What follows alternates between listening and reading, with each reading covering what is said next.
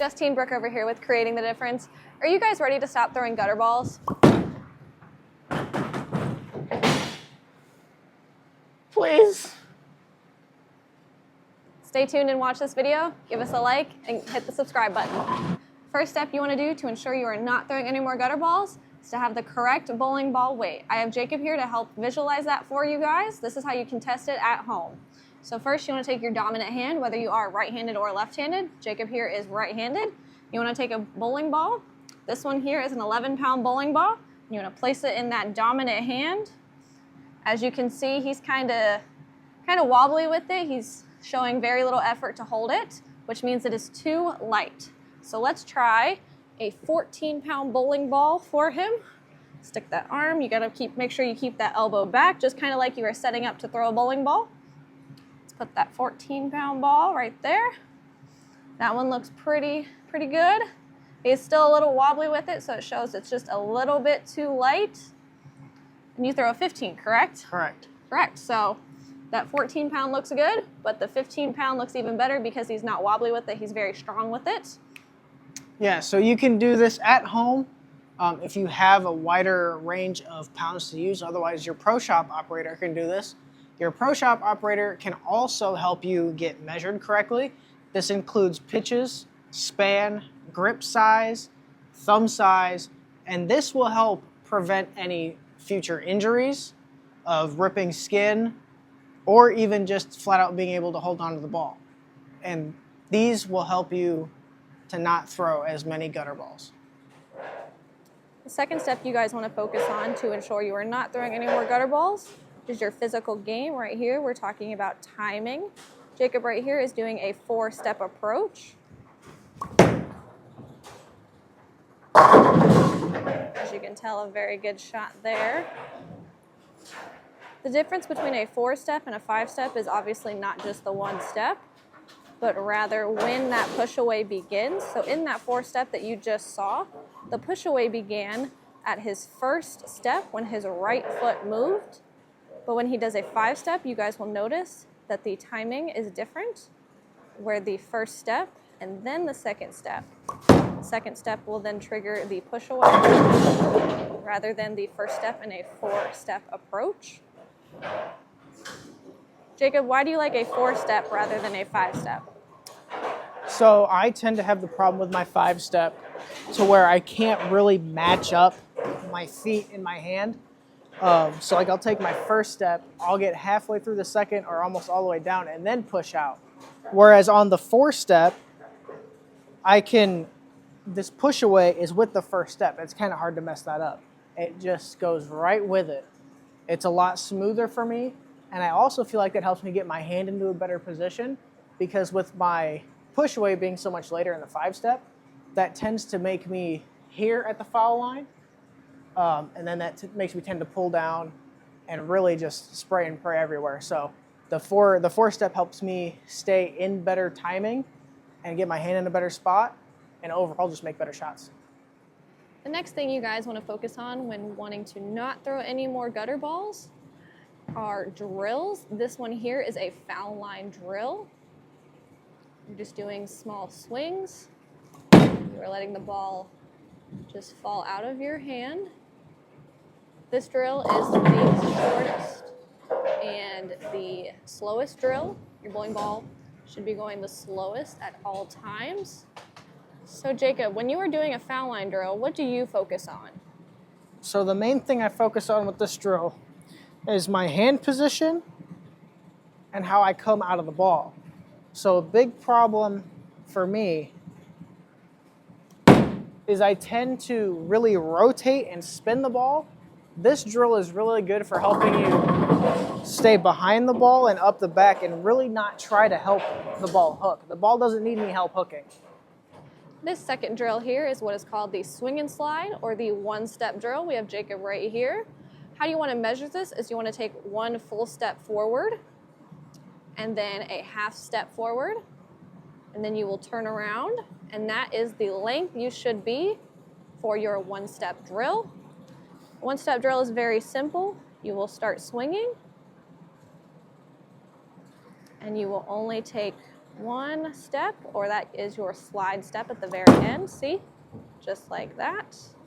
And you can take as many swings as you need to feel comfortable. Here's another one-step drill for you guys. The one-step drill really focuses on that hand position at the bottom. You want to make sure you keep your hand under the equator of the ball, meaning the half line of the ball. If you look at a globe and look at the equator, if you use that as a bowling ball, that is the same thing. You want to make sure that you keep that hand under the equator. Right here we have the three-step drill.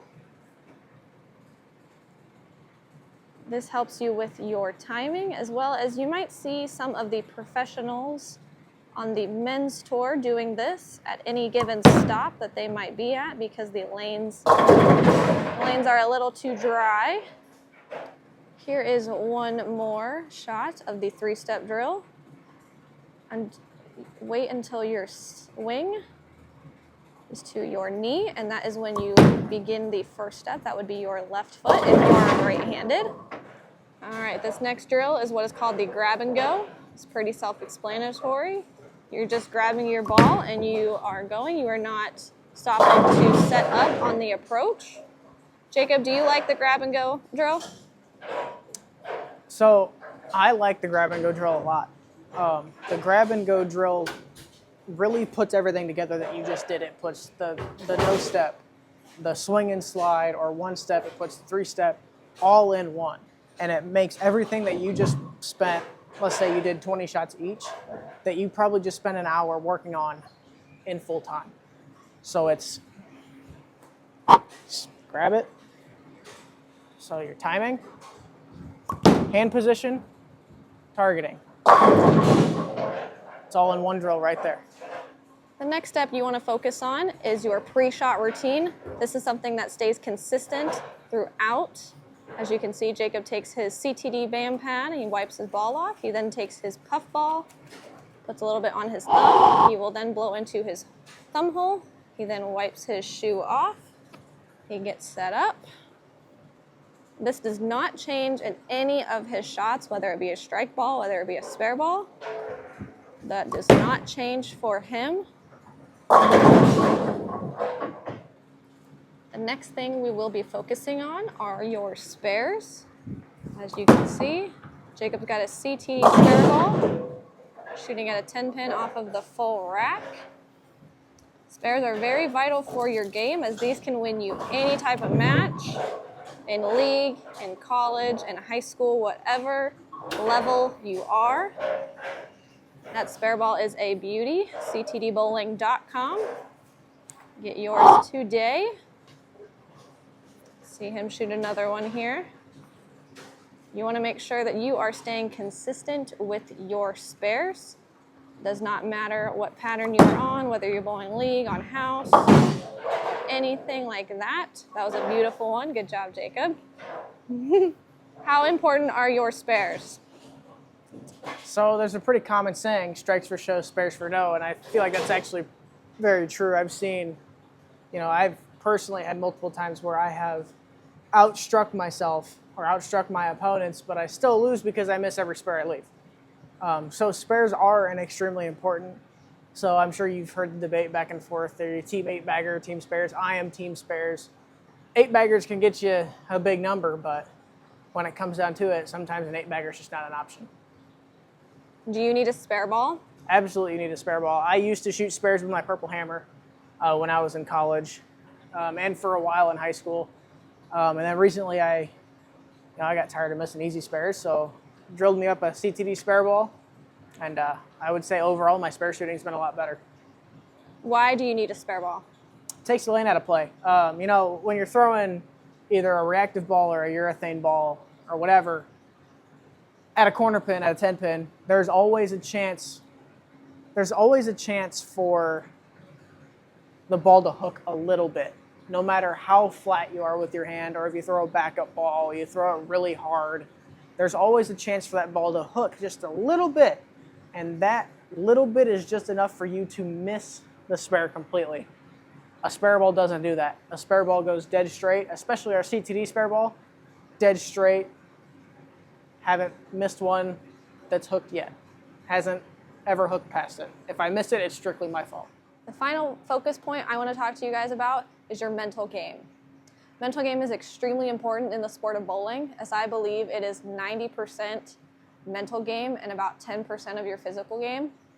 Mental game is much more important than physical game because you can have the best physical game in the world, but if you have a crappy attitude, you will not be winning. You will not be succeeding. There are different points to it, whether it be self-talk, and that can be positive or negative. Positive self-talk is that self-talk you give yourself, whether it be in your pre-shot routine, whether it be after a shot that you say, oh, I threw a good shot, that was a good shot, maybe I need to do this, or the negative. And that can be talking down upon yourself, that can be telling yourself, don't miss this spare. But when you do that, your brain only focuses on that next part. It does not focus on the do not part.